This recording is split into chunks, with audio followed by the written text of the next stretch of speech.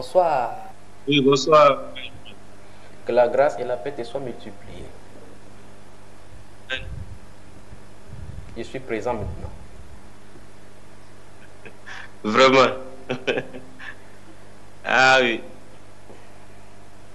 Dis-moi Comment ça alors. va là-bas? Je vais très bien. Mon épouse t'a écrit sur WhatsApp que tu te connectes sur Skype, c'est ça, non? Ça. Alors donc, je suis à ton service maintenant. Apparemment, tu as beaucoup de questions et je souhaiterais que nous partagions maintenant. D'accord. Comme je le disais, Hmm.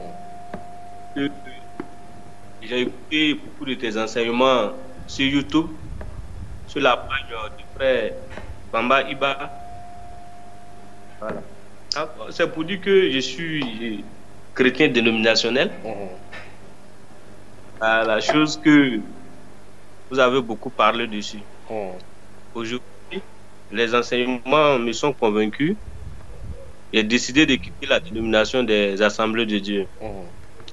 Vraiment, je me sens isolé parce que vous n'êtes pas partout, hein.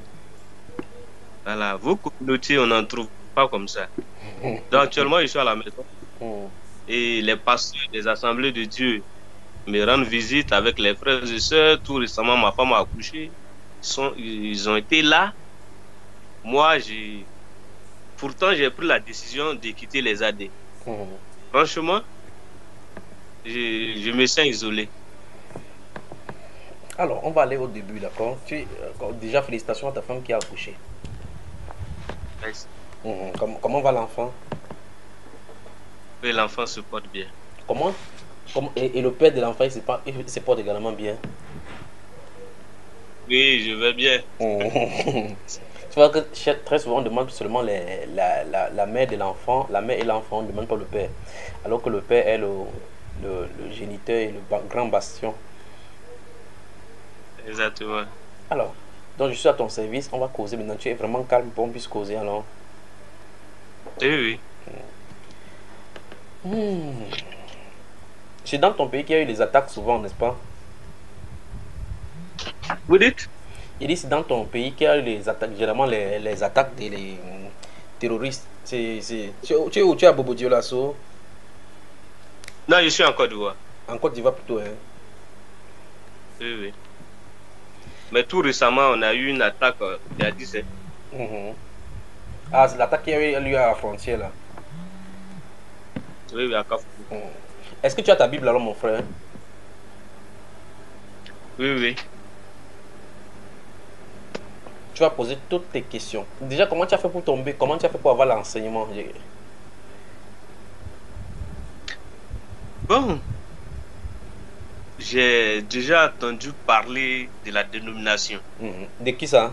Donc, Qui t'en a parlé? il y a des frères togolais, Mhm.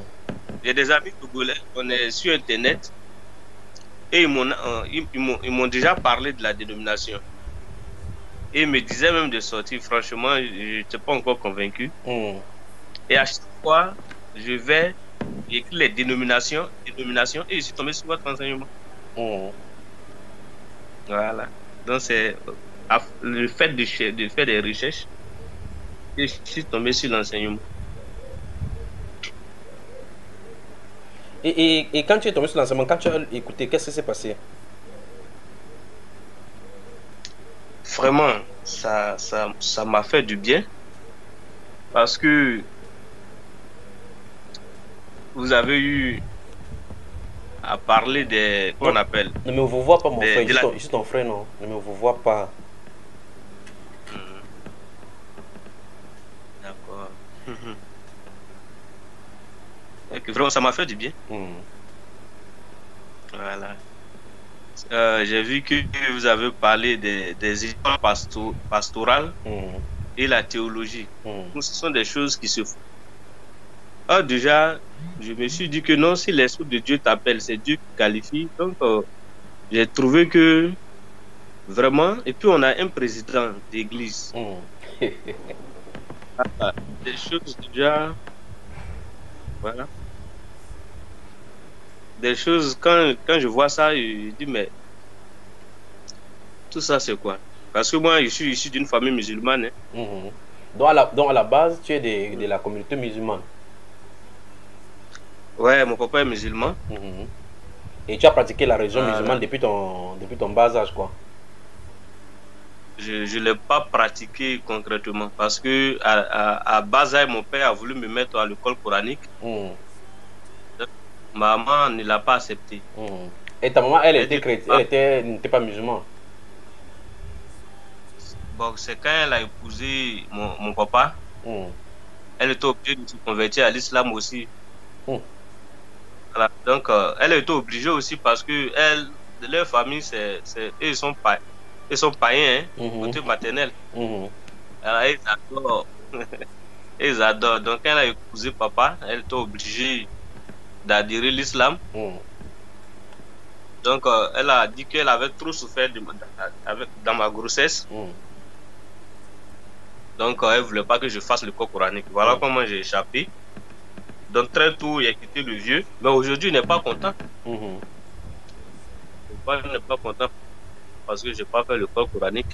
Mhm. Donc, c'est à l'issue d'une maladie. C'est à l'issue d'un sort qu'on m'a lancé. Mhm. M'a touché. Vraiment, seul Dieu qui pouvait me sauver.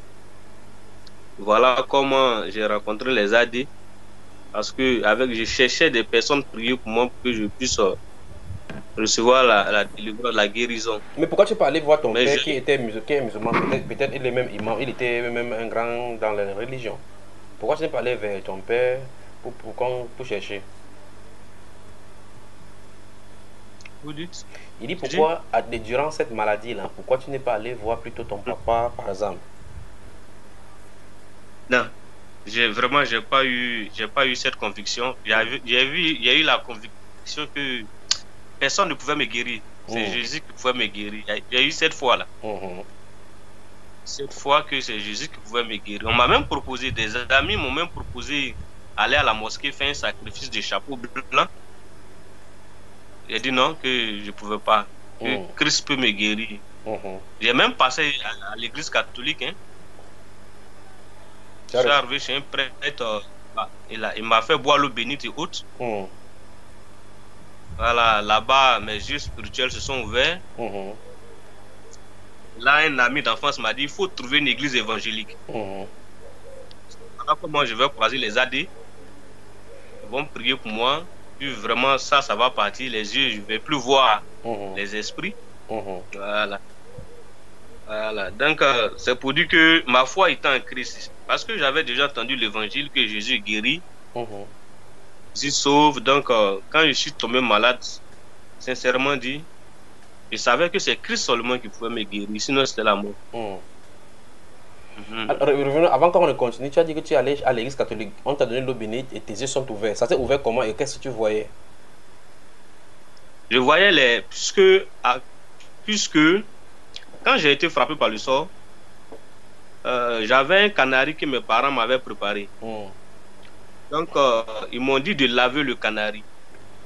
Quand j'ai lavé le canari, j'entendais des voix. Des voix. Mhm. Et c'était les voix de mes parents. Oui. Des personnes me parlaient, je ne les voyais pas, mais c'est la voix de mes parents, frères et sœurs que j'entendais. Mhm. Donc, vraiment, ça m'emmerdait. Donc, j'ai expliqué à l'ami comme ça que vraiment, j'entends des voix, des trucs. Donc, lui m'a dit, trouve une église, ils vont prier pour toi. Mais si tu entends quelque chose, dis que c'est vaincu au nom de Jésus. Mhm. Voilà pourquoi je suis arrivé à l'église catholique. La première église que je vais trouver, c'est l'église catholique. Mhm. J'arrive, je trouve le prêtre assis, il me dit, bon, d'accord, si tu es arrivé, si tu es sauvé, attends-moi, je viens, rentre dans le temple, tu vas prier. Mhm. Je suis rentré dans le temple et je priais, Seigneur, sauve-moi, aie pitié de moi. Et lui, il allait à la maison.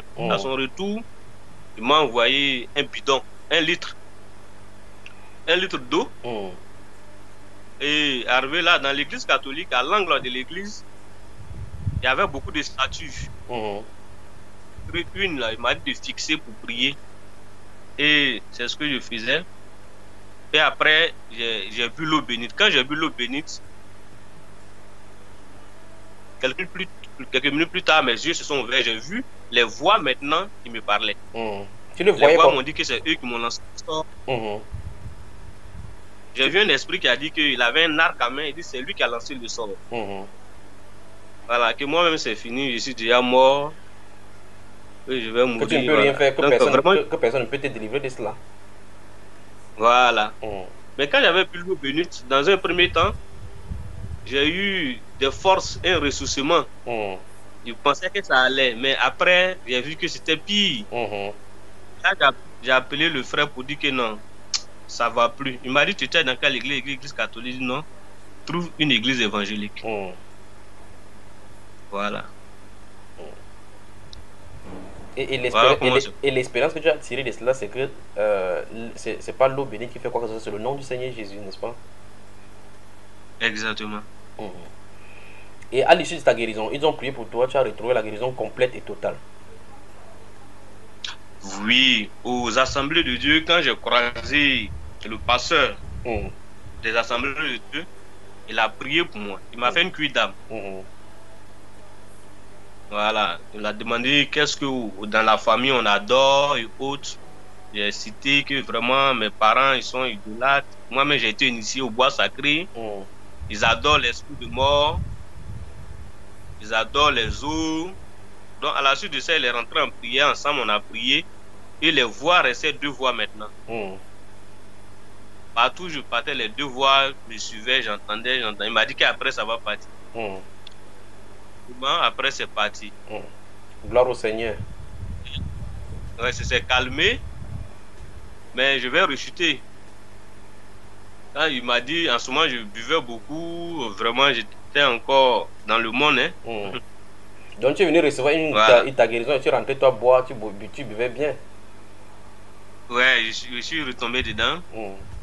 Après encore, j'ai été frappé par ces mêmes esprits. C'est là que j'ai croisé encore un frère des assemblées de Dieu. Ils ont prié pour moi ce jour. Vraiment. Je suis tombé et mon cœur me mettait dans mon ventre.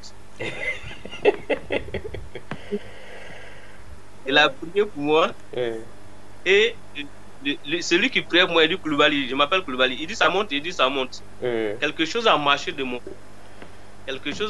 mon ventre jusqu'à ma poitrine. Là, moi, j'ai dit que c'est mon cœur.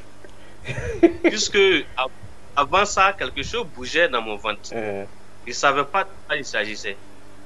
Mais le jour où le frère va prier pour moi, il va dire Koulibaly, ça monte, il dit ça monte. Ça monte, c'est venu là.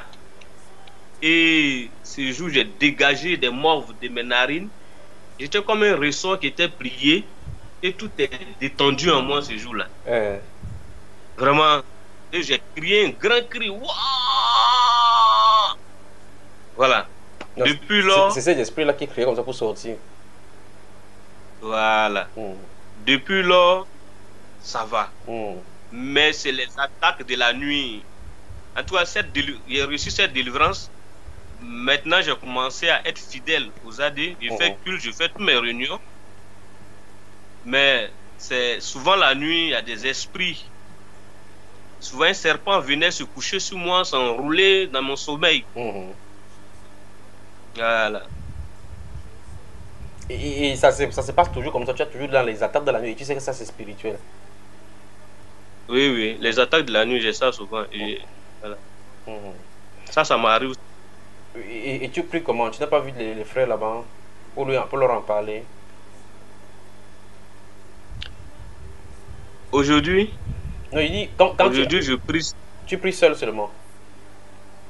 Depuis un bon moment, depuis Covid-19, voilà, je prie seul. Et ça change? Puisque j'ai pris quand tu pries là, il y a changement dans le songe, dans le sommeil? Oui, ça va. En tout cas, que le Seigneur te bénisse. Il y a une sirène. Oui, il y a une sirène qui me... Une sirène. Oui. Une sirène, souvent je la vois beaucoup de fois dans mes songes. Elle veut coucher avec moi. Depuis le monde, je couchais avec elle.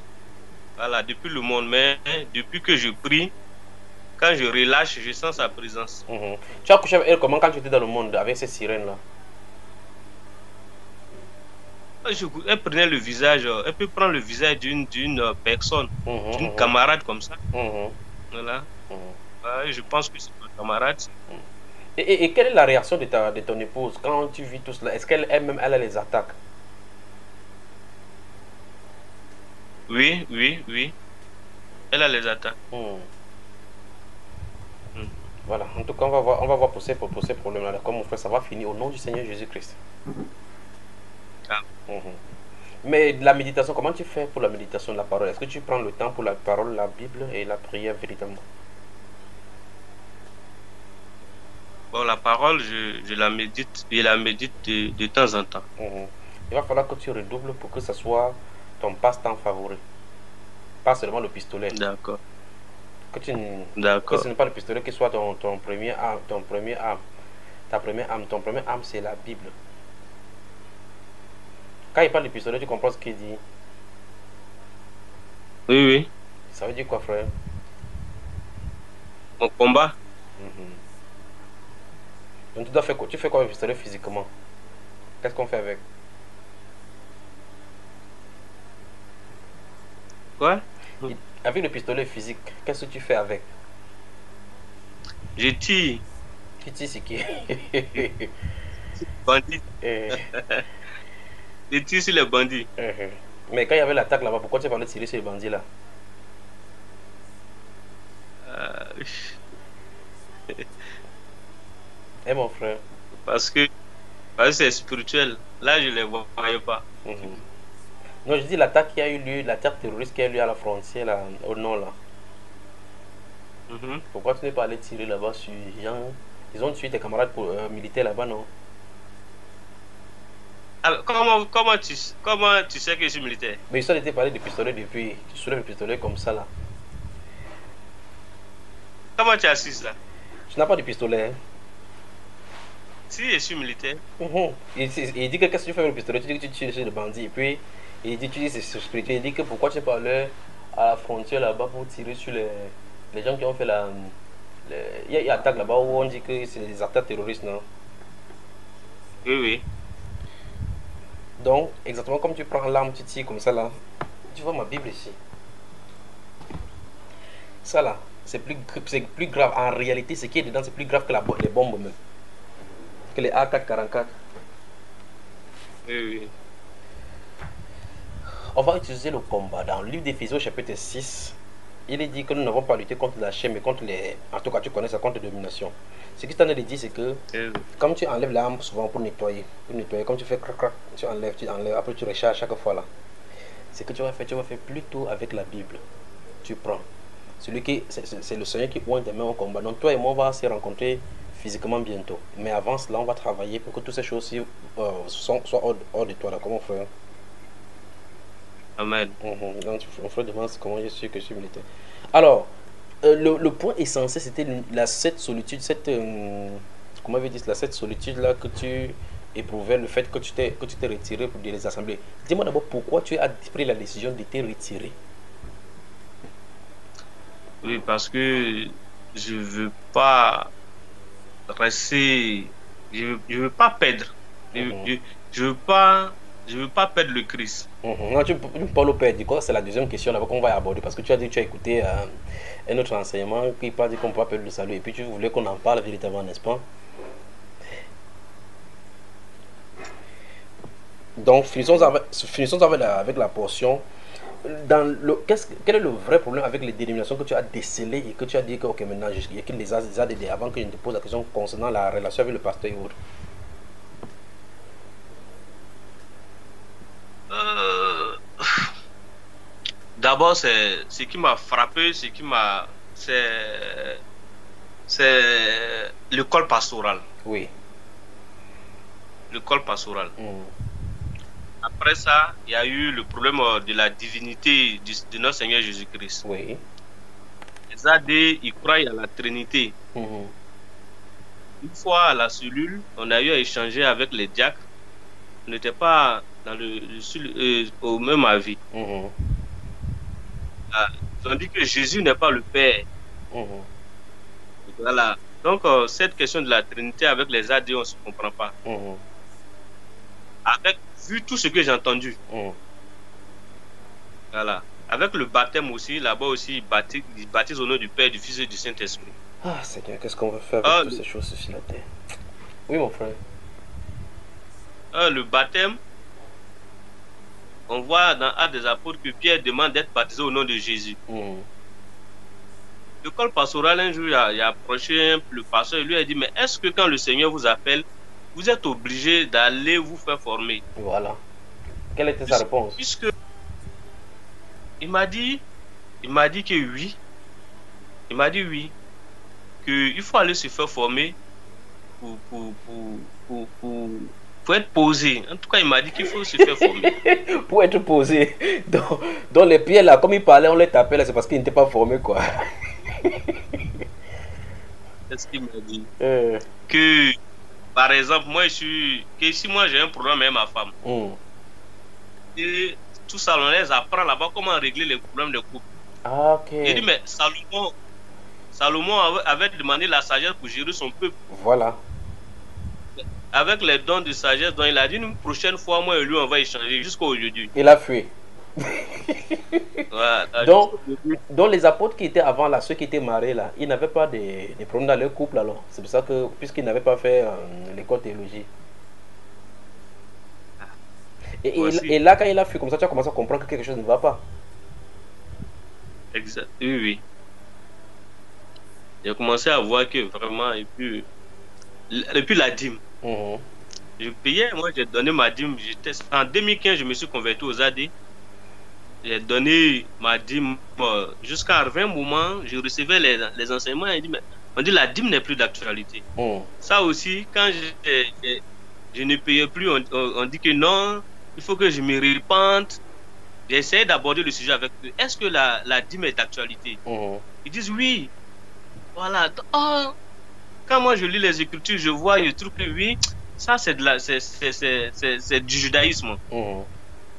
La conviction que la dîme est du judaïsme. Mhm. Ils reviennent pour dire, mais Abraham et Jacob ont payé les dîmes avant la loi. Mhm. Donc ça encore, ça a commencé à me perturber. Mhm. Voilà, jusqu'à ce que maintenant, j'ai écouté ton enseignement sur la dîme. Mhm. Et ça a éclairci le point. Qu'est-ce que tu as écouté sur ce point-là qui t'a maintenant éclairci et calmé? C'est-à-dire que puisqu'ils défendent en disant que Abraham, il y a des gens qui disent que la dîme est dans la loi, mais voilà Abraham et Jacob qui ont payé la dîme avant que la loi ne vienne. Et là, ça t'a perturbé. Et ils disent que justement que Abraham est notre père dans la foi, nous devons imiter sa foi.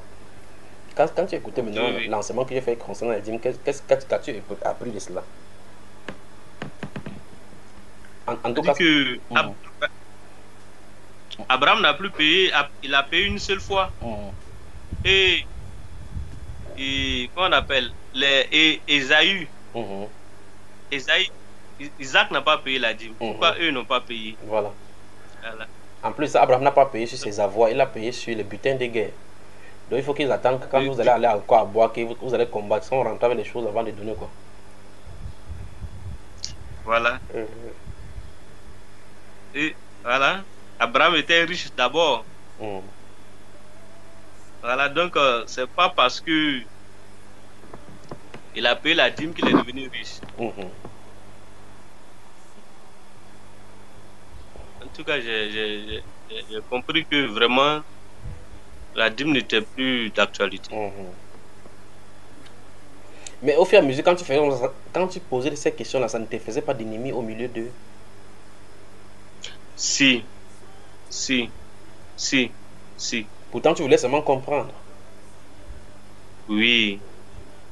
On trouvait que ce sont les Branamis Mhm. et les Kapou Philippe, Mhm. et ce sont les gars de Kapou Philippe que j'écoute Mhm. avec les Branham, Mhm. les gars de William Branham. Que ce sont eux qui te perturbent comme ça. Oui, Voilà. mais là, je pose la question. Donc, mais Pourquoi eux, ils ne partent pas dans la parole pour te dire que voici là où tu as tort.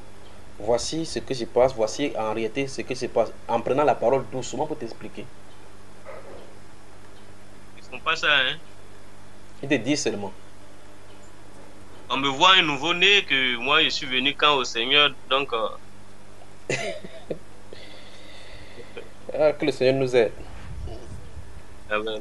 Bon, et depuis que tu es sorti, et là maintenant tu commences à comprendre qu'en réalité, rester dans cet enclos-là veut dire que tu vas compromettre ta foi parce que et la parole ne sera pas droitement dispensée. Et en plus, tu ne peux pas amener la vérité. Ils ne peuvent pas changer non plus ce qu'ils sont en train d'enseigner. Mhm. Et là, le résultat, c'est qu'en réalité, tu dois se plutôt sortir, tout simplement. Oui. Et puis, il y a le baptême du Saint-Esprit. Oui, Ils disent que le seul signe initial qui montre qu'une personne est remplie du Saint-Esprit, c'est le parler en c'est langue. le parler en langue. Hmm. Et la Bible dit Mhm. quoi alors? Moi, vraiment, on a fait beaucoup de séances de baptême. Moi, je n'ai jamais reçu, je n'ai jamais parlé en langue. Beaucoup, Bon, ouvre ta Bible beaucoup d'abord. de personnes. La Bible déclare déjà, la Bible déclare dans 1 Corinthiens 12, verset 28 à 30, que tous sont-ils apôtres, tous sont-ils prophètes, tous parlent-ils en langue. Tu vois, Non. voilà. Bon, de toute façon, mon frère, que Dieu te bénisse vraiment.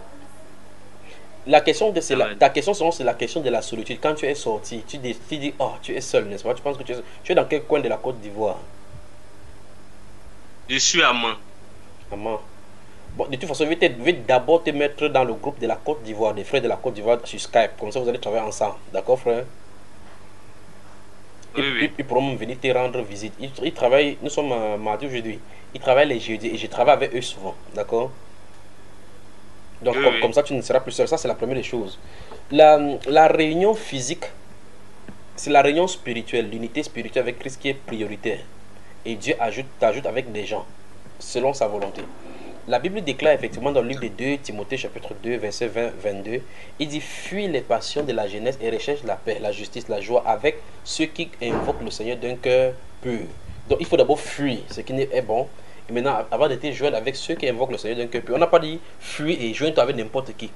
Il faut se joindre avec ceux qui invoquent le Seigneur d'un cœur pur. Si quelqu'un utilise déjà les rouages et les techniques pour pouvoir te susciter de l'argent, c'est de la cupidité. Le cœur n'est pas pur dans ces cas-là. Il faut suivre donc la doctrine du Seigneur. C'est donc pour cela que je voudrais te poser la question. Quand tu écoutes tous ces enseignements, alors, comme tu as dit, tu as, les frères de Togo, je ne sais pas qui sont ceux-là, commençaient d'abord à te dire ces choses. Et puis par la suite, tu es tombé sur Bamba Iba et tu as écouté. Est-ce que tu as d'abord vérifié toi-même la véracité de ce que tu as entendu à l'intérieur de ta Bible à toi? Oui, Oui. Et là, tu as reconnu que c'est vrai. oui, oui. Ok. En tout cas, maintenant, ouvre 2 Corinthiens au chapitre 6. 2 Corinthiens chapitre 6.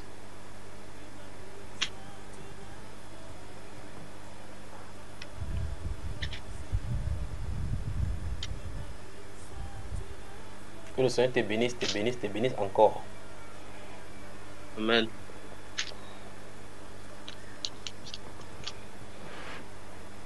Et je suis au chapitre. Oui, chapitre 6, lis le verset 14 jusqu'au 18. Ne vous mettez pas avec les infidèles sous un joug étranger. Car quel rapport y a-t-il entre la justice et l'iniquité? Ou qu'y a-t-il de commun entre la lumière et les ténèbres? Je continue? Oui, jusqu'au 18. Ah, ok. Quel accord y a-t-il entre Christ et Bélial? Ou quelle part a le fidèle avec l'infidèle? Quel rapport y a-t-il entre le temple de Dieu et les idoles? Car nous sommes le temple du Dieu vivant, comme Dieu l'a dit. J'habiterai et je marcherai au milieu d'eux. Je serai leur Dieu et ils seront mon peuple. C'est pourquoi sortez du milieu d'eux et séparez-vous, dit le Seigneur. Ne touchez pas à ce qui est impur et je vous accueillerai. Je serai pour vous un père et vous serez pour moi des fils et des filles, dit le Seigneur Tout-Puissant. Oui, merci frère pour la lecture. D'après ce que tu viens de lire, Dieu parle du principe de séparation lorsqu'il y a les ténèbres. Enfin, il a dit dans le principe qui est expliqué là, les ténèbres et la lumière ne peuvent pas se mélanger. Et par contre, quand on est du ténèbre, soit on est du ténèbre, soit on est de la lumière.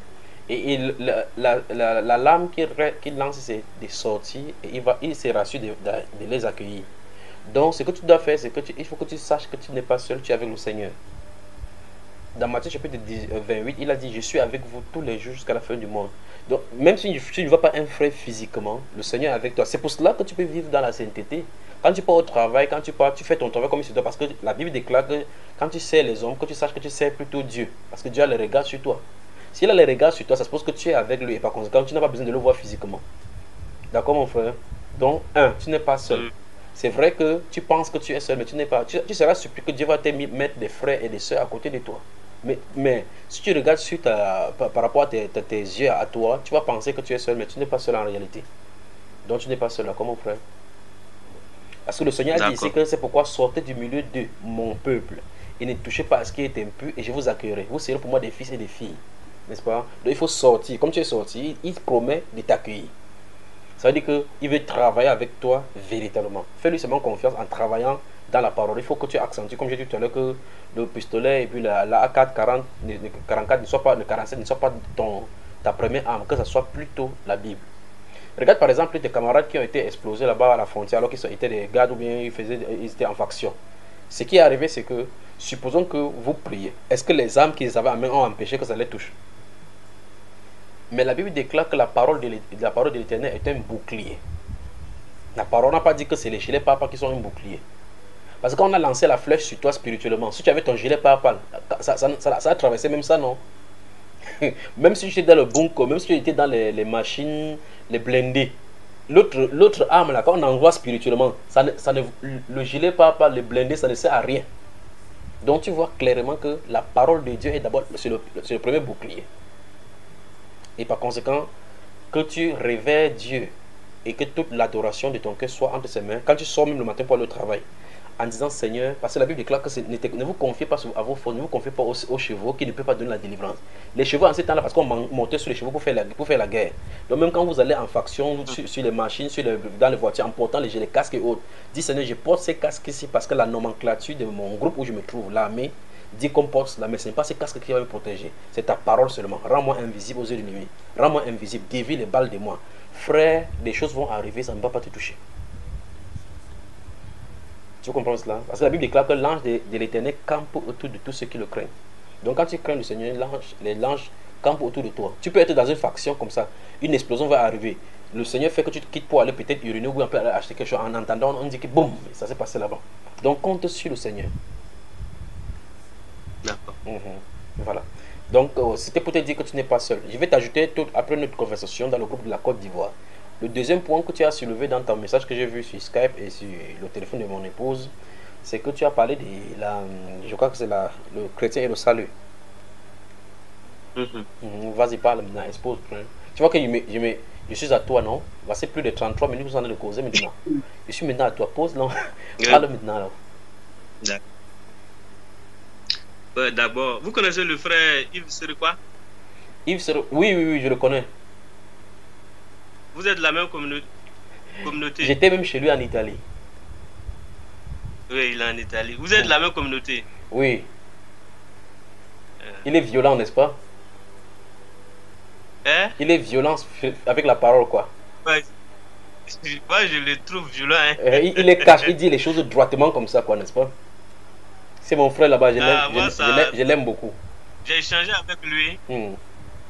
J'ai échangé sur qu'on peut vraiment. Il parlait à l'audio. Sa voix, je ne supporte pas sa voix. J'ai dit non, ta voix là, ça me fatigue. C'est ta nature ou bien c'est pas. On a échangé sur plusieurs sujets. Non, c'est comme ça qu'il parle. À l'école.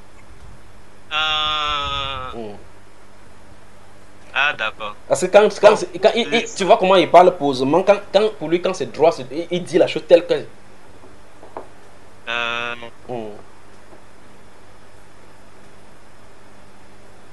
Pose ta question, mon frère, vas-y. Voilà, la question c'est est-ce qu'on peut perdre le salut? C'est la question. Hein. Moi, je dirais oui sur la Bible, selon la Bible. Oui. Puisque la Bible dit que il y a l'autre là, comment il s'appelle? Démas. Oui. Démas. Il a fait quoi? Il a perdu le salut. Paul a dit. que Demas l'a abandonné pour l'amour du monde. Oui, il n'a pas dit qu'il a abandonné Christ, il a abandonné Paul, Paul l'apôtre. Il n'a pas abandonné, ça ne veut pas dire qu'il a quitté Christ.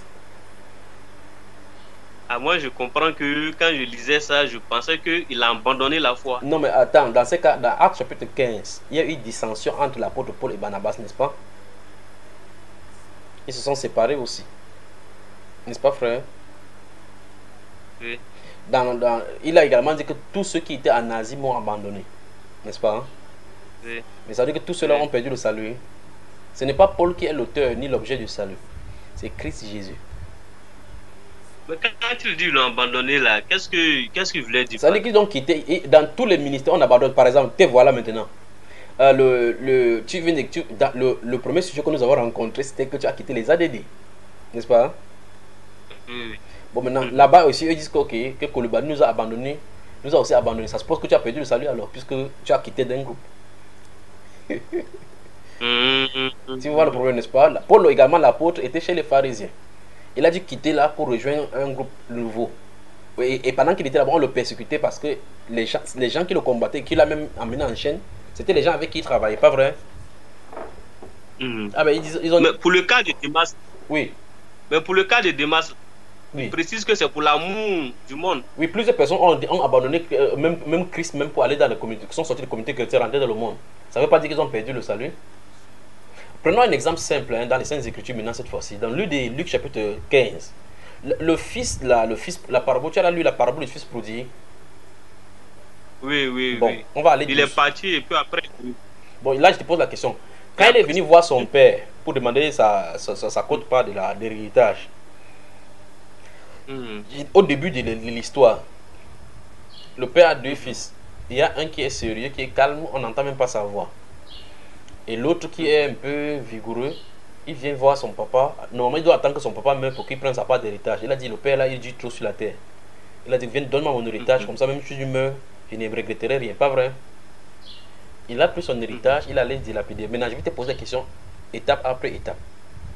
Lorsqu'il vient prendre son héritage, est-ce que cet homme-là est son père? Oui, oui, Après, quand il a pris son héritage, c'est entre ses mains. Lorsqu'il tourne le dos, est-ce que cet homme est son père? oui, Lorsqu'il s'en va et son père ne le voit plus, est-ce que cet homme est son père? oui. Il arrive là où il se trouve, peut-être à Boaké ou à Abidjan, là-bas à Riviera. Il va dans les boîtes de nuit, il commence à danser, il danse avec les femmes, il gaspille, il boit whisky, il boit ceci. Est-ce que cet homme est son père? Oui, Il couche avec les prostituées, il prend 5, il met là-bas nuit après nuit. Est-ce que cet homme est son père? oui, Quand l'argent finit, maintenant il dit qu'est-ce que j'ai fait? Il boit le dernier whisky, il demande l'argent si on ne lui donne pas. Est-ce que cet homme est son père? et son père. Quand il décide maintenant de dire dans la maison de mon père, tu vois qu'il utilise mon père, n'est-ce pas? Oui, Il oui, retourne. Tu vois, le problème maintenant, ce que Jésus explique par rapport à ce que nous comprenions, c'est qu'en réalité, le problème se situe au niveau de son comportement, pas au niveau de sa filiation. oui. Tu Mhm. vois cela? Donc, le comportement, le mauvais comportement ne change pas la filiation de quelqu'un, même si tu es mauvais n'importe comment. Si tu as un fils qui est bandit, même si on ne te le brûle pas à la roue, il se tourne vers toi et va dire papa. Il n'a pas le choix que de dire papa parce que tu es son papa. Mhm. De la même façon, nous sommes enfants de Dieu et notre condition n'est pas basée sur le péché ou quoi que ce soit. Ce n'est pas le péché qui nous éloigne du fait que nous soyons. Ça nous éloigne de la présence de Dieu, pas de notre filiation avec lui. Mhm. Tu comprends ce que je te dis?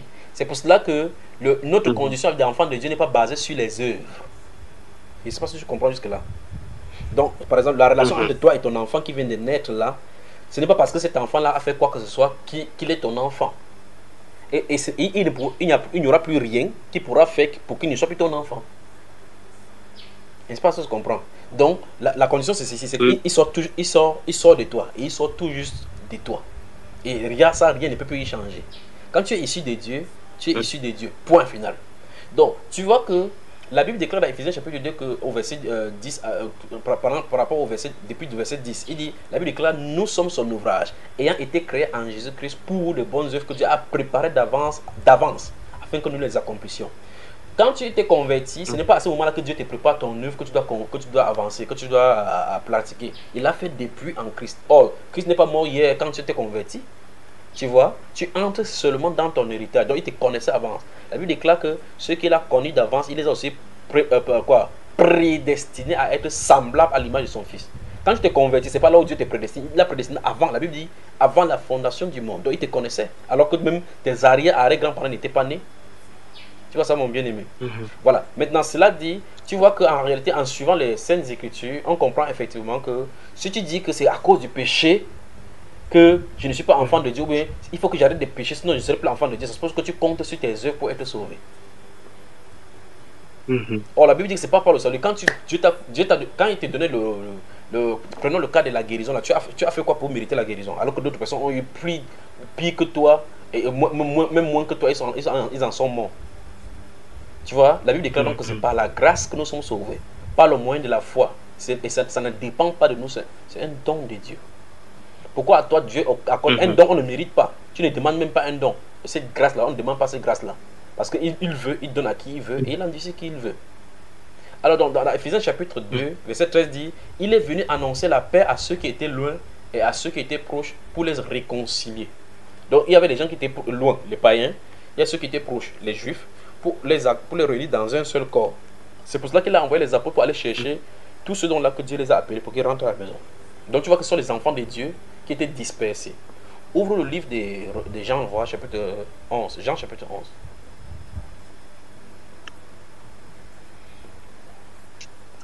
Pendant que tu en es d'ouvrir, je commence à réciter, à donner encore d'autres passages. Dans le livre des Jean, chapitre 10, il dit, j'ai encore d'autres brebis qui ne sont pas de cette bergerie-ci. Donc, parlant de ceux qui sont devant lui. Il dit, celle-là, dans cette groupe de des brebis, celle-là, il faut que je les amène. Il y aura un seul troupeau. Donc, tu vois que d'après ce qu'il a dit, il y aura un seul troupeau de brebis. Et il dit qu'il y a d'autres devant. Donc, quand il dit il y a d'autres devant, lui, il est Dieu, il sait ce qu'il y a en train de dire. Donc, le Seigneur te connaît. Tu vois un peu cela? Le Seigneur te connaît. Oui. Alors, donc quand le Seigneur fait ces choses-là, c'est pour qu'on sache qu'il est Dieu et il n'y a point d'autre que lui. Et il a dit, pour ces brebis-là, qu'aucune de ces brebis ne se perdra. C'est ce qu'il a dit, que je leur donne la vie éternelle, ne perdront jamais. Donc les gens parlent, le problème du salut, le problème de la perte du salut, c'est que il faut d'abord définir le salut, ce que les gens appellent par salut. Regarde bien le bâton que je viens de tenir entre les mains. Si j'ai ça, je peux mettre ça quelque part, et puis après je cherche, je ne vois pas, on dit c'est perdu. Le salut, ce n'est pas une chose que nous possédons, que nous avons. C'est Dieu qui accorde, et le salut, c'est Christ Jésus.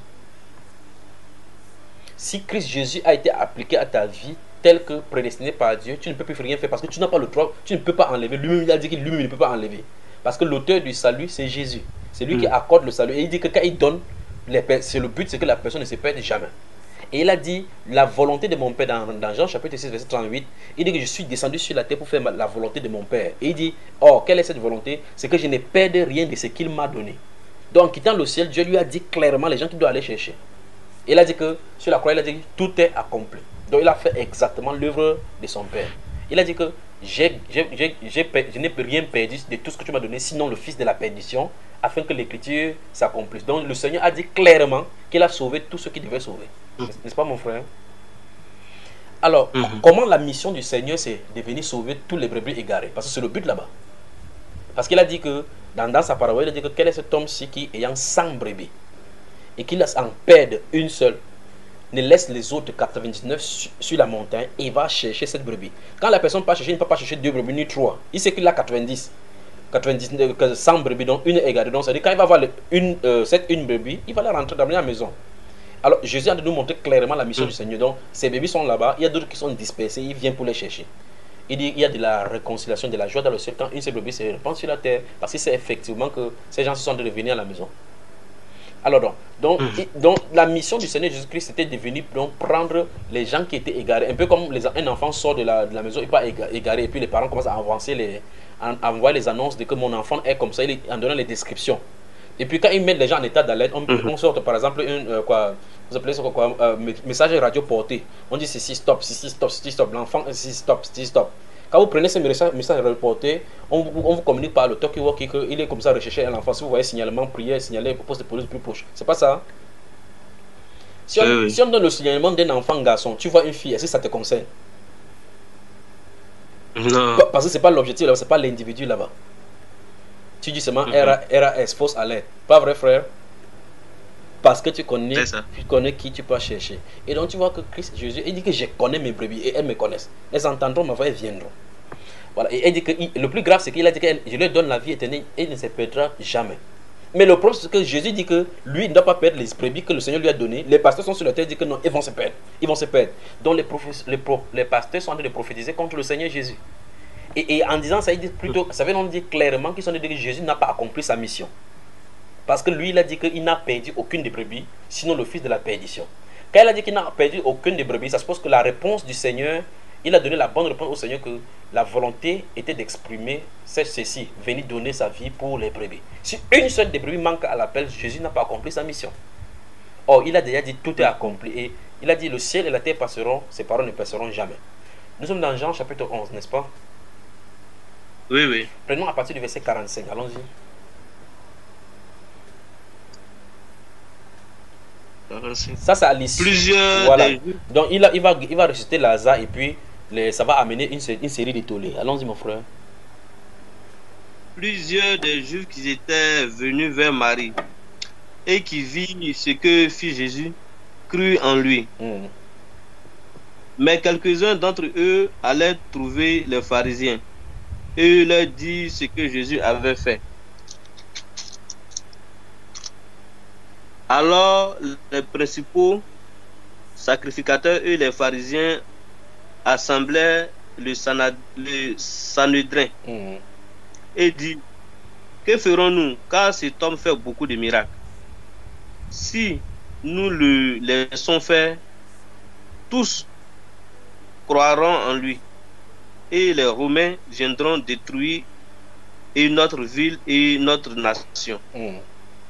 L'un d'eux, Caïphe, qui était souverain sacrificateur, cette année-là leur dit: vous n'y entendez rien. Vous ne réfléchissez pas qu'il est dans votre intérêt qu'un seul homme meure pour le peuple et que la nation entière ne périsse pas. Or, il ne dit pas cela de lui-même, mais étant souverain sacrificateur cette année-là, il prophétisa que Jésus devait mourir pour la nation. Et ce n'était pas pour la nation seulement, c'était aussi afin de réunir en un seul corps les enfants de Dieu dispersés. Donc on dit que son but était, c'est bon mon frère, on dit que le but de sa mort était pour faire quoi? De réunir les enfants de Dieu dispersés. Bon, qui sont ceux qui sont dispersés? Les enfants de Dieu. Donc, ceux qu'on va aller chercher là, ce sont les enfants de Dieu. Mais ils ont été dispersés. Tu vois ça? On n'a pas dit, le but de sa mort, c'est d'aller les faire qu'ils soient enfants de Dieu. Tu vois le problème, n'est-ce pas? Le problème qu'il y a entre eux et Dieu, c'est la dispersion. On est dispersé par le péché. L'autre, comme Zachée, lui, il est collecteur d'impôts, il vit dans le mal, il vit ici. Les prostituées là qui sont venues pleurer devant Jésus et autres là-bas, pour eux, c'est la prostitution. Pour les militaires, c'était ils sont allés voir Jacques, ils disent ne contentez de votre sol et ne stockez personne. Comme toi, par exemple, tu es soldat. Tu vois un peu, n'est-ce pas? Donc ici, Jean-Baptiste leur dit ce qu'il faut faire. Donc c'est cette chose-là. S'il y a la distorsion, la corruption dans ta relation, c'est ça qui crée la relation, la dispersion avec toi et le Seigneur. Ça n'empêche pas que tu sois enfant de Dieu. C'est pour ça qu'il disait que ce n'est pas le péché. Le péché n'empêche pas notre filiation avec le Seigneur. Or, les gens ne comprenant pas ces choses, ils disent que croient qu'en péchant, tu n'es plus enfant de Dieu. C'est pour ça que je causais avec certains frères au Cameroun. Ils demandaient, donc ça veut dire que si je pêche, je ne suis plus enfant de Dieu. Si j'arrête de pécher, je suis enfant de Dieu. Oui. Enfant de Dieu, ça veut dire qu'on n'a pas compris. On n'est pas enfant, ce n'est pas le péché ou quoi que ce soit qui nous lie à Dieu. C'est la filiation. Nous sommes des proches parents ou bien nous ne le sommes pas. La question est là. Tu vois cela, n'est-ce pas? Le problème du péché, c'est un problème de distanciation qui met, parce que Dieu, lui, il est saint. Il dit qu'on doit participer à sa sainteté. Et par conséquent, son but de l'éloignement, c'est pour nous éduquons et pour nous faire revenir à lui dans la sainteté. Donc c'est la sainteté de Dieu qui fait le temps que nous avons la cohésion en tant que ses enfants avec lui. Mais ce n'est pas le péché. Le péché nous éloigne de lui à cause de sa sainteté, pas à cause de la filiation. Je ne sais pas si on se comprend jusque-là. Comme j'ai pris pour le cas, j'ai pris pour le cas de celui de Luc chapitre 15 là, j'ai dit, est-ce que quand il a pris son argent pour partir, est-ce qu'il était son enfant? Tu vois qu'à chaque étape, tu as dit oui, qu'il était son enfant. Parce qu'en réalité, tout ce qu'il était en train de faire ne gênait pas le fait que ce soit son père et son fils. Tu vois cela? Quand tu as refusé, par exemple, pour ton cas précis, quand tu as refusé pour ton cas d'aller faire le cours coranique, ça fait que tu ne sois pas enfant de ton père. Non, je Mais, suis son enfant. mais pourtant, la Bible déclare que les enfants doivent obéir à leurs parents en toutes choses. Tu as désobéi Oui, oui. et tu as désobéi à cela. Pourtant, ton papa voulait te donner une éducation, tu as désobéi en son honneur. Et tu sais ce que c'est que dans l'islam, d'un enfant de refuser l'éducation islamique de son parent. Tu sais ce que ça veut dire. Tu vois ça? Et donc maintenant, ça veut dire que pour lui, maintenant, Oui, tu es un koufi. oui. Et donc maintenant, est-ce que ça fait qu'il ne soit pas ton père? C'est mon père. Pourquoi dans ces simples exemples, on ne peut pas comprendre? Bon, c'est le mot persévérant. On dit celui qui persévérera jusqu'à la fin Sera, sera sera quoi? sauvé. Voilà. Jusqu'à Sera la... Attends, sauvé attends, ne t'inquiète pas. Donc on est sauvé plutôt à la fin ou bien au début. au début. Ok. Donc finalement, on est sauvé. Dans un premier temps, On est sauvé d'abord un peu. Après, maintenant, il faut être sauvé. Bon, il faut donc faire attention. Parce que dans un enseignement, j'en parlais également par rapport au mot sauvé. Tu vois cela, n'est-ce pas? Hein? La oui, Bible déclare que quiconque invoque le nom du Seigneur Jésus-Christ sera sauvé. Pas vrai? oui, oui. Ok. Ça veut dire que si j'invoque son nom, si le diable invoque son nom, il peut te sauver. Non. Pourquoi? Parce qu'on a dit quiconque. Bon, oui, oui. Quiconque. Mhm. Ouais. Et bon, et Matthieu 25, la parabole des vieilles folles. Oui, L'histoire l'histoire des vieilles folles. oui. Elles ont fait quoi? Celles qui manquaient de l'huile. Oui. Le Saint-Esprit, oui. Elles n'ont pas, elles n'ont pas été sauvées. Non, il faut faire attention. Une fois de plus, ce n'est pas de ça dont il est question. Il est question là de l'enlèvement. Euh, Il y a l'enlèvement. On a enlevé certaines personnes. Pour ce qui est de sauver, toutes les catégories sont sauvées. Et les vieilles fausses sont sauvées. Et les vieilles sages sont sauvées. D'accord, mon frère? Mais c'est les compartiments maintenant. Il y a des gens, des chrétiens qui vont passer par la tribulation, qui vont rester. Le fait qu'elles passent par la tribulation ne veut pas dire qu'ils ne sont pas sauvés, ils sont sauvés parce que leur salut est assuré à cause de la mort sacrificielle de Jésus. Mais du fait qu'ils n'ont pas eu le Saint-Esprit, ils vont rester pour passer par la personne. Mais plus tard, ils vont le rejoindre. D'accord, mon cher frère? Voilà. Donc ah ouais. il faut faire attention avec le mot salut. Dans la Bible, le salut peut dire être sauvé. Que la Bible déclare qu'il devra son salut pour sa force. Quand tu regardes, par exemple, dans les écrits des prophètes, particulièrement Isaïe, tu vas voir effectivement que. Oh, c'est qui nous coupe ici là. Quand quelqu'un. J'ai eu une interruption là parce que je suis en train d'utiliser l'internet à partir de mon téléphone. Ce qui fait que quand on appelle là-bas, ça coupe le wifi. Donc c'est stable maintenant, n'est-ce pas? Voilà. Je t'ai dit donc en lisant le Oui, oui. livre d'Isaïe, si par exemple je prends deux ou trois versets là-bas, tu vas remarquer que le mot salut là-bas ne veut pas dire être sauvé pour l'éternité. Parce que, par exemple, si tu as aller quelque part, comme par exemple, celui qui a le monsieur, si le monsieur, un des vôtres, il prend toujours le cas de l'attentat qui a eu lieu récemment. S'il était allé acheter peut-être de l'eau, alors que la bombe explose, ça tue les gens, on dit qu'il a été sauvé parce qu'il est allé acheter de l'eau. Mais il n'est pas sauvé au sens biblique du terme par rapport à l'éternité. Ça, c'est un salut. La salut lui a été accordée, la grâce lui a été accordée pour le salut de ce moment-là. D'accord, mon cher? Mhm. Donc, quand tu lis dans la Bible, il y a différentes danses entre le mot salut. Si tu veux, on peut prendre quelques-uns de ces mots-là. Comme ça, tu vas voir de quoi il est question, si tu le veux bien. Pour que tu vois que en réalité, dans la Bible, le salut, ça ne veut pas dire tout simplement salut, que c'est le salut qui est de Dieu. Le salut veut dire souvent Jésus. Le mot salut veut dire Jésus. C'est-à-dire que ça représente la personne même du Seigneur Jésus. Mais si dans d'autres cas, salut, ça veut dire être sauvé pour l'éternité. Dans d'autres cas, c'est sauvé d'une situation bien déterminée. C'est pas si tu me comprends. Oui, oui. Tu peux ouvrir ouvre ouvre le livre d'Ésaïe, prophète. Le livre du prophète Ésaïe.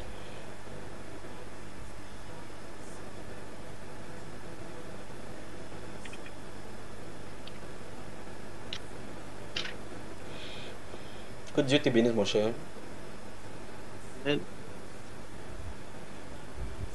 Isaïe. Tu y es déjà? Oui.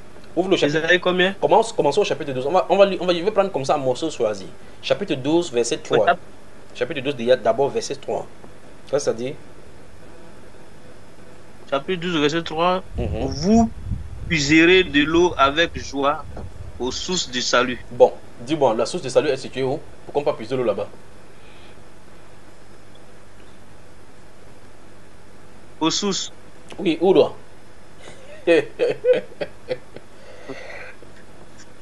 Tu y es, on continue. Alors, le chapitre 33, verset 6, rapidement. Non, prenons d'abord le chapitre 30, verset 15.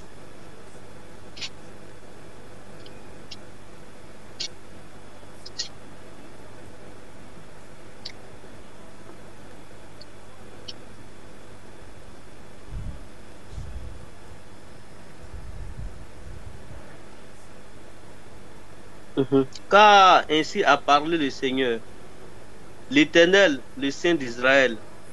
C'est dans la tranquillité et le repos que sera votre salut. C'est pas fini.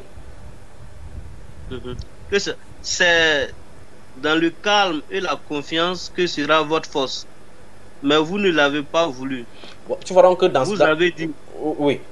Donc tu vois donc que ainsi, dans ce cas-ci, le salut, ce n'est pas de, il ne s'agit pas de Jésus, ce que nous avons en Christ Jésus, n'est-ce pas? On peut continuer. Chapitre 38, verset 17.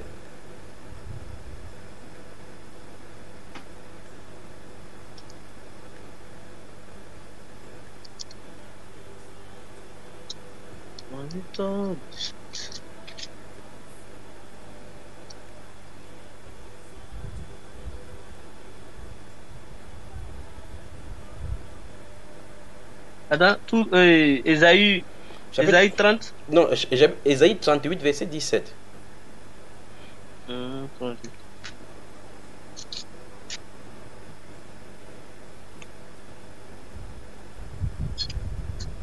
Voici, mes souffrances même sont devenues mon salut. Tu as entendu? Oui, oui. Alors maintenant, est-ce que ceci c'est le salut qui est pour l'éternité?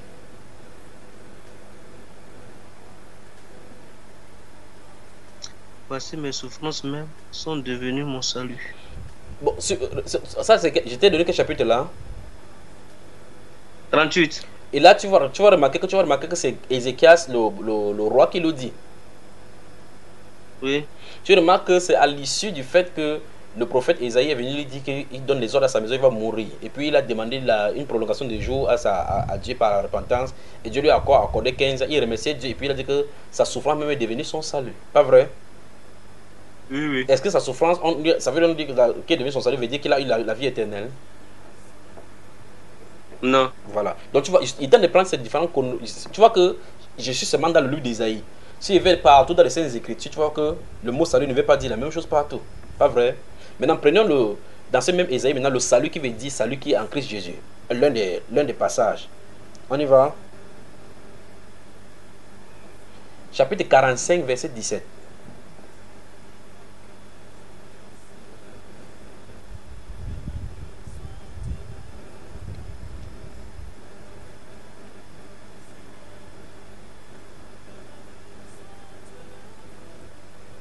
C'est par l'Éternel qu'Israël obtient le salut. Quand c'est pas fini. C'est un salut éternel. Vous ne serez ni honteux ni confus jusque dans l'éternité. Car ainsi parle l'Éternel, le Créateur des cieux, Oui. le seul Dieu a formé la terre, qui l'a faite et qui l'a affermie. Donc tu vois qu'ici, il a dit clairement qu'Israël va obtenir le salut uniquement par lui. C'est un salut éternel. Donc ici, il s'agit de la réconciliation avec le Seigneur Jésus-Christ qui est obtenu de façon éternelle. Pas vrai? Voilà. Donc on s'en tient à Isaïe. Oui. Sinon on va passer des jours ici. Alors en fin de compte, le mot salut ne doit pas être utilisé à travers.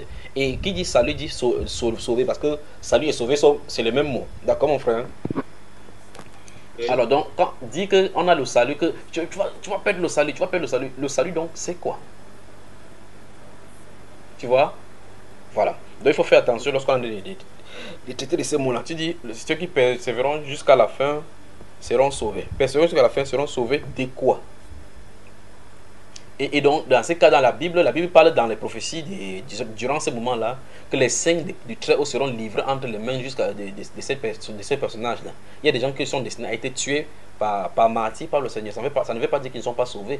Ça ne veut pas dire que ceux qui ne vont pas être tués et qui vont rester debout, ce sont eux qui sont plus sauvés que par rapport à ceux qui sont morts. Parce que si qu'on meurt ou qu'on vive, L'essentiel, c'est qu'on ait le salut qui est en Christ Jésus. C'est pour ça que l'apôtre Paul a dit que nous les vivants, à l'heure de l'enlèvement, nous les vivants, ceux qui seront vivants pendant ce moment-là ne dévanceront pas ceux qui sont morts. C'est-à-dire que mourir physiquement ou bien être vivant physiquement, il n'y a pas de différence pour Dieu. L'essentiel, c'est d'avoir la vie éternelle. Si tu as la vie éternelle, tu t'endors, il va te réveiller dans la poussière pour arriver à la gloire. Tu vois, c'est ce qui est merveilleux. Donc, en résumé, ce qui nous éloigne de Dieu, c'est le péché. Ça ne nous éloigne pas de notre filiation, ça ne nous détache pas de notre filiation avec lui. D'accord? Dans le livre d'Hébreux, chapitre 12, il dit que c'est comme des fils que Dieu nous châtie. Si il dit quel est le fils que le Père ne châtie pas dans le monde, ça, en parlant dans l'usage humain. Il dit, oh, même nous, nos pères, dans la jeunesse, nous ont châtiés comme ils ont voulu. Tout cela, c'était pour nous corriger. Et par contre, quand le châtiment veut dire correction de Dieu, et quel est le but? La Bible déclare, il nous châtie ainsi afin que nous participions à sa sainteté. Donc, ça veut dire que clairement, Paul veut dire par là, dans ce livre d'Hébreux, chapitre 12, il veut par là dire que si nous avons des problèmes avec Dieu, il va nous châtier pour corriger jusqu'à ce que la sainteté atteigne jusqu'à notre niveau. Tu vois ça, mon frère?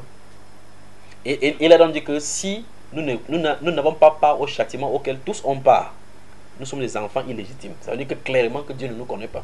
Ça veut dire qu'il ne nous reconnaît pas comme ses fils. Car il a dit que quel est ses fils que le Père ne châtie pas. Par exemple, si tu as ton enfant que tu as inscrit dans l'école, et que tu viens à l'école, tu vois les enfants sortir de bagarrer partout, les enfants disent des gros mots. Ton enfant est parmi eux aussi dit gros mots. Il commence à dire des gros mots, comme il y a des pasteurs qui disent des choses bizarres, comme on dit avec la bouche des grossetés en Côte d'Ivoire. Et tu trouves ton enfant en train de dire des telles choses. Tu vas aller attraper tous les enfants, tu vas les chicoter. Non. Tu vas faire quoi, frère? C'est mon enfant. Pourquoi? C'est lui qui est à moi. Voilà, c'est lui qui est à toi, donc tu corriges ton enfant. Oui. Mais comment ces choses-là on comprend comme ça? Et puis quand il faut appliquer ça sur le plan spirituel, on ne comprend plus rien. Vraiment. C'est terrible. Que le Seigneur te bénisse, d'accord? Ouais. Des questions? Pose encore des questions. Ouais.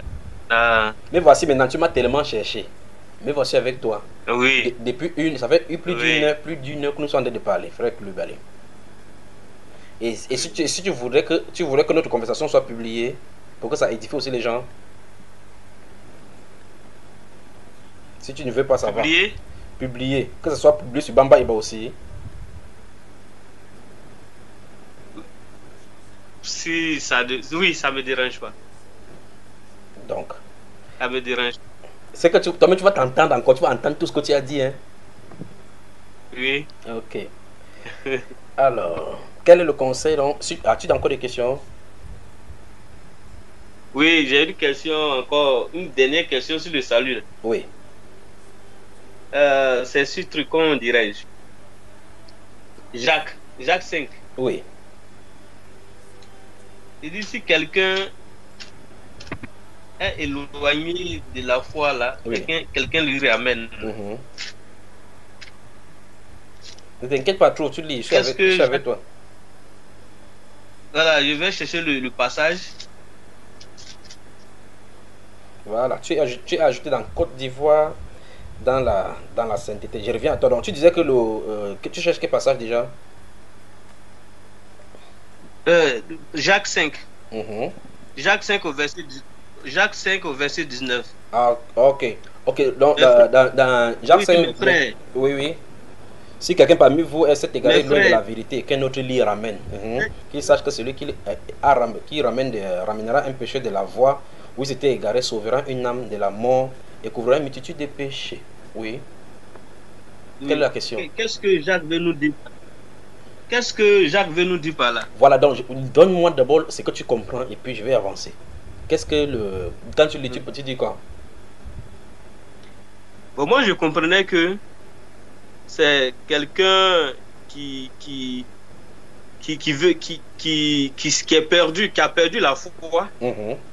Par exemple, mon cas comme ça. Oui. Qui suis aux AD. Aujourd'hui, les frères trouvent que je ne participe plus aux réunions. Voilà. Ils trouvent que je suis en train de m'égarer. Oui, mais le but, voilà, le but c'était de ramener à la réunion, non? Oui. Mais le problème, c'est que c'est la réunion, ce n'est pas la vérité. Tu vois? Ce n'est pas le lieu de rassemblement qui est la vérité. Le problème, c'est est-ce que oui ou non, on est dans la voie telle que Dieu a tracée, appelée la sainte doctrine. Parce que c'est là le problème. Tu vois, les gens passent le temps à combattre le faux combat. Le but, ce n'est pas de se retrouver dans un lieu. Vous pouvez être dans un lieu. C'est-à-dire que quelqu'un peut être dans un lieu qui est parfaitement aligné avec les Écritures sans en être de la vérité. Nous sommes d'accord là-dessus. C'est-à-dire que ce n'est pas le lieu qui est le problème. C'est-à-dire qu'en fait, c'est que si dans ce lieu, on enseigne la vérité et que la personne y est n'étant pas de la vérité, ça ne lui servirait absolument à rien. Jude a été avec la vérité en personne, pas vrai? Cela l'a empêché d'aller en son lieu, comme les Écritures disent. Tu vois, ça l'a pas empêché d'aller dans son lieu. Tu vois ça, mon cher? Alors, je crois que nous avons encore une interruption de connexion là. C'est chez moi ou c'est chez toi, mon cher? Allô, est-ce que tu m'entends? C'est bien là?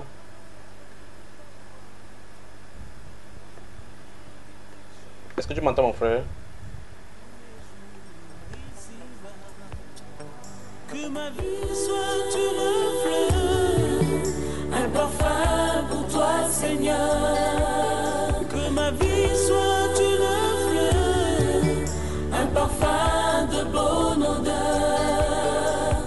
Devant toi, je me repens. Fais de moi ce que tu voudras. Devant toi, je me repens. Fais de moi ce que tu voudras. Qu'est-ce qui se passe?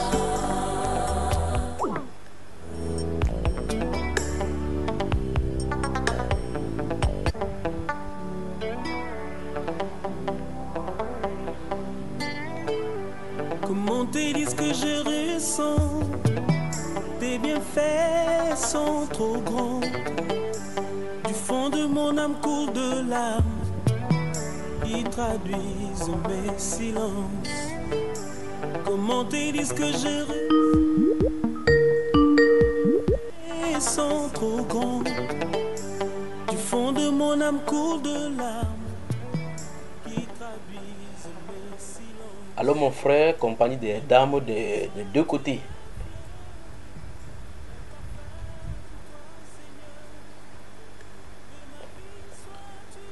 Mon frère JC, tu es là? Oh là.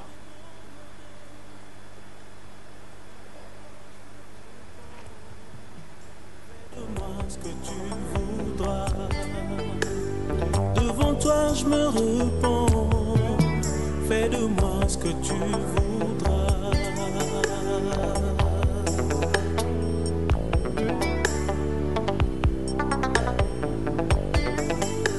Comme l'argile devant les potiers, donne-moi la forme qui te plaît. Fais toutes choses en ton temps. Je serai toujours confiant. Seigneur, observe mes voies. Garde-moi près de ta croix. Je voudrais habiter chez toi tous mes jours ici-bas. Que ma vie soit une fleur, un parfum pour toi, Seigneur. Que ma vie soit une fleur, un parfum de bonne odeur. Devant toi, je me repens. Fais de moi ce que tu voudras. Devant toi, je me repens. Fais de moi ce que tu voudras.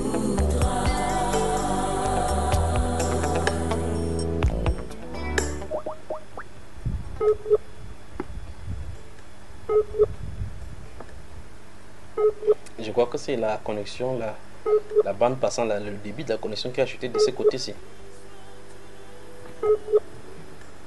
Terrible.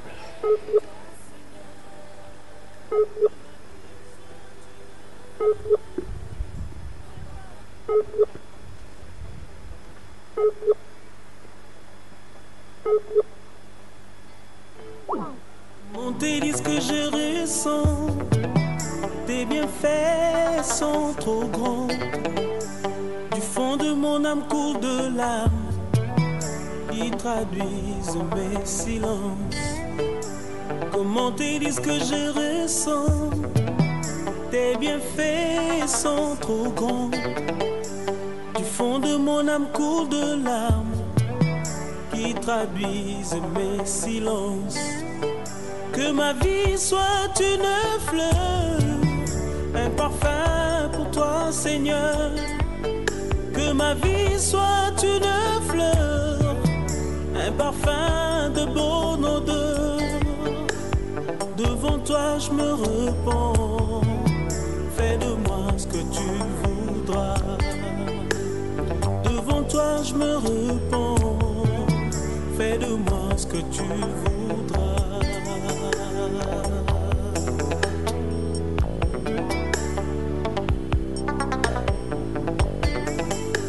Comme l'argile devant les potiers, donne-moi la forme qui te plaît. Fais toutes choses en ton temps, je serai toujours confiant. Seigneur, observe mes voies, garde-moi près de ta croix. Je voudrais habiter chez toi tous mes jours ici-bas. Que ma vie soit une fleur, un parfum pour toi, Seigneur. Que ma vie soit une fleur, un parfum de bonne odeur. Devant toi je me repens, fais de moi ce que tu voudras. Devant toi je me repens, fais de moi ce que tu voudras.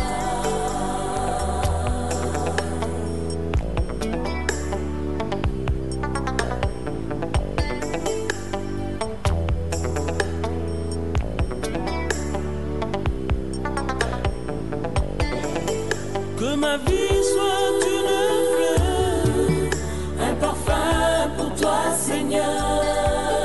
Que ma vie soit une fleur, un parfum de bonne odeur. Devant toi je me repens, fais de moi ce que tu voudras. Devant toi je me repens, fais de moi ce que tu voudras. Devant toi je me repens, fais de moi ce que tu voudras.